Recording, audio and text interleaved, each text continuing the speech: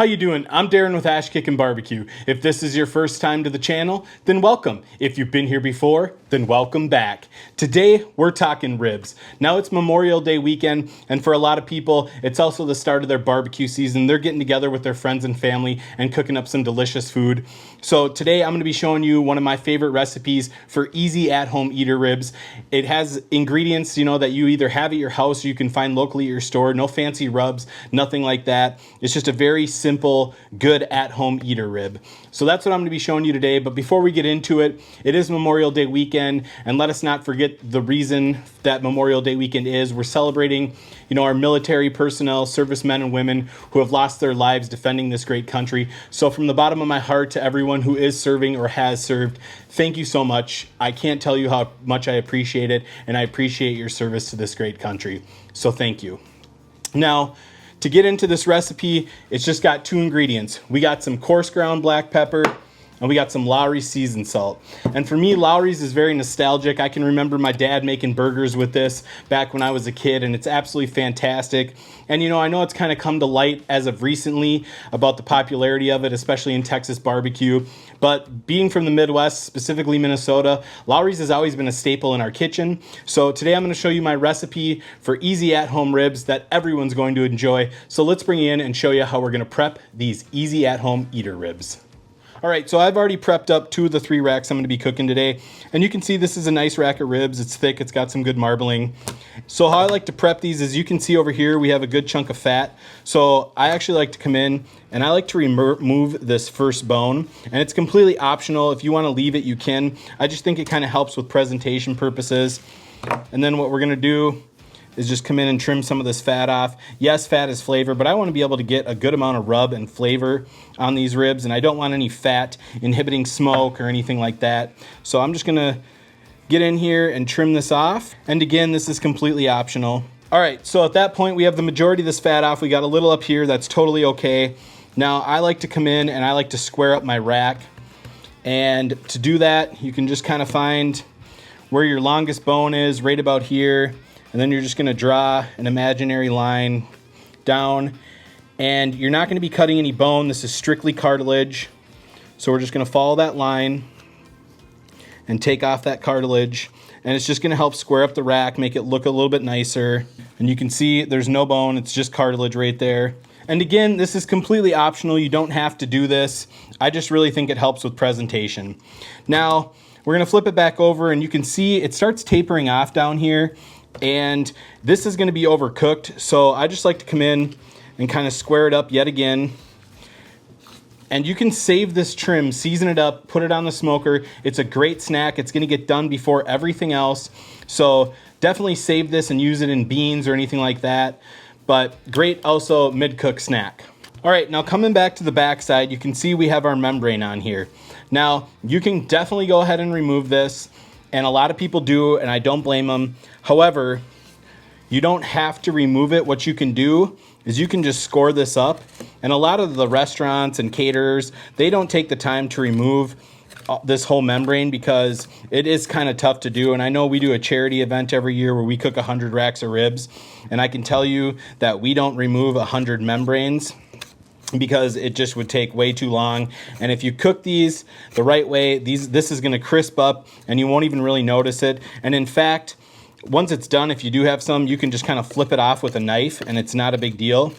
So really the only time I'm removing my membranes is if I'm just doing, a few racks, and I probably could have done it here, or if I'm doing a competition. But really for at home, I just come in and score these because it makes my life a lot easier. However, if you want to remove the membrane, absolutely go for it. So now that we have our ribs trimmed up and looking good, it's time to season them. And I said this was going to be a very simple recipe, and I meant it. We're just coming in with some coarse black pepper on the bottom, just a nice even application. And you can buy this or grind it yourself. I will say that freshly ground black pepper is pretty harsh. So if you can buy it pre-ground, the table grind, definitely go ahead and do that. But I'm a big fan of pepper, so I'm gonna go fairly heavy with it. Next, we're gonna come in with our Lawrys seasoned salt. And like I said, this is very nostalgic for me. The smell of it just brings me back to my childhood. And it has, you know, basic rib ingredients on it. If you read the label, salt, sugar, spices, including paprika, which is going to help with the color. There's no MSG. So it's got a lot of stuff that a rib rub has in it, and it just gives a good flavor. I'm a big fan of savory rubs at home. I don't really care much for sweet rubs. So this is a perfect recipe for me, and I think you'll really enjoy it if you give it a try. So we're going to repeat the process on the top side. Come in with our coarse black pepper. Like I said, I'm a huge fan of black pepper, so we're going to go pretty heavy with it. Then we'll come in with our Lawrys. Make sure we get our edges.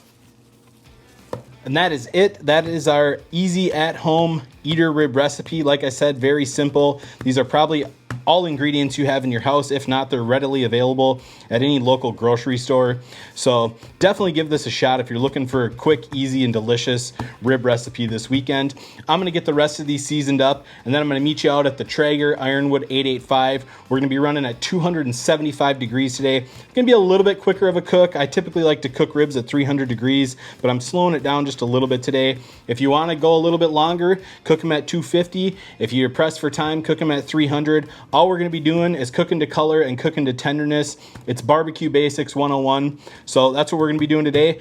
I'm going to get the rest of these seasoned up, and I'll meet you out at the Traeger Ironwood 885. All right, so you can see we have the ribs on the Ironwood 885. I made sure to, you know, scrunch them up, line them up so they're nice and straight. How you put these on there is how they're going to cook. So take your time, make them look nice on there so they look nice when you're done cooking them.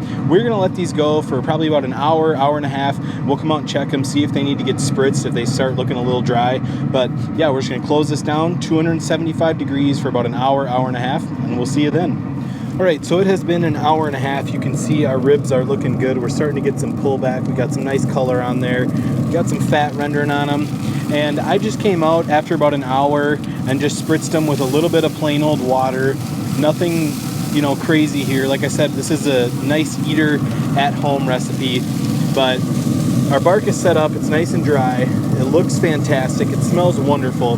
So I'm going to get these in the house, and I'm going to show you how we're going to wrap these up. So meet you guys inside.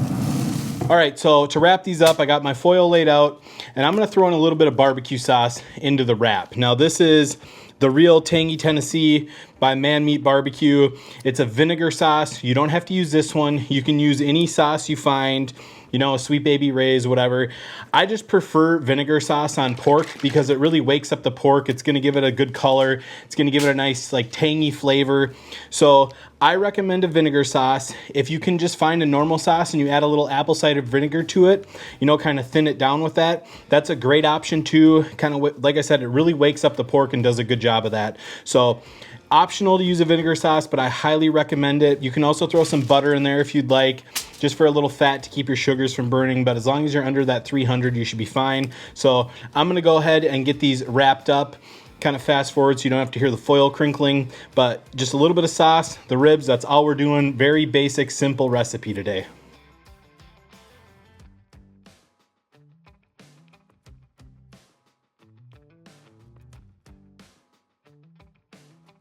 All right, and that is it for the wrap. I'm gonna get these back out onto the Traeger.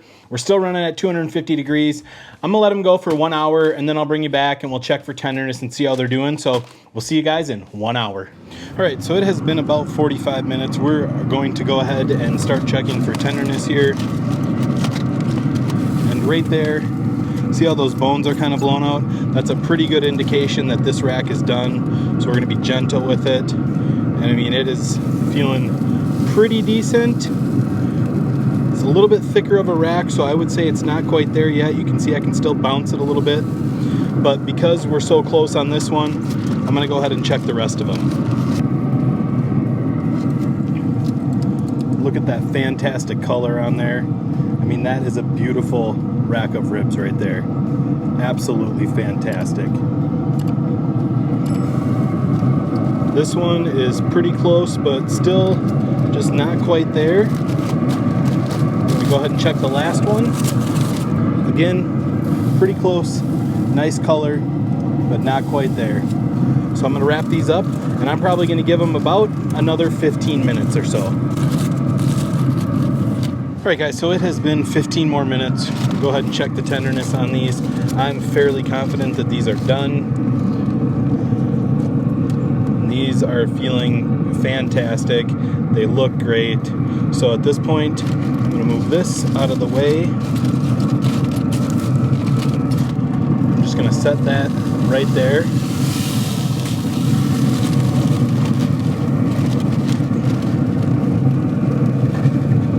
This one is also feeling great. Now if I were to bounce this like I was earlier, it's gonna split. So that is a perfectly cooked rib in my book. Look at the color on that, look at the pepper.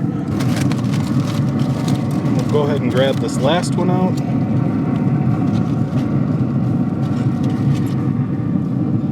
Look at that, beautiful, nice and juicy. All right, so now at this point, we're just gonna let these dry out for about 3 minutes on the cooker so we can go ahead and get one more light glaze of sauce on these. All right, so it's been about 3 minutes. You can see we have our color back on these ribs, and they are looking absolutely fantastic. Nice and peppery, extremely tender. I mean, that is a tender rack of ribs right there. Nice bend to it. So I'm gonna get that back on the cooker. And at this point, we're just gonna come in with our vinegar sauce one more time, just a light coat on all the racks. And this is just gonna give us a nice glaze. All right, we are gonna let that sauce set for about 3 to 5 minutes, and these will be done. All right, so it has been about 3 minutes. You can see this sauce is looking fantastic on there.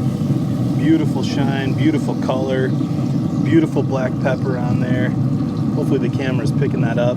So I'm gonna get these in the house and I'm gonna let them cool for about 15-20 minutes, and then we'll jump in and do the taste test. So we'll see you then. All right, so here are our at-home eater ribs. They have wonderful color. You can see the sauce is set up into a nice glaze, not too heavy. These are my favorite at-home eater ribs, and I think if you give this recipe a try, you're really gonna enjoy it.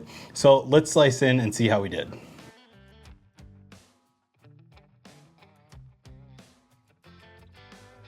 All right, I'm gonna take one from the cross section here, and look at how juicy that is. You can see we have a lot of nice moisture in there, beautiful color on there, nice smoke ring, but I'm loving the moisture content in these ribs. So let's bring you out and let's do a taste test. All right, I cannot wait any longer. It is time to try out these ribs and see how we did.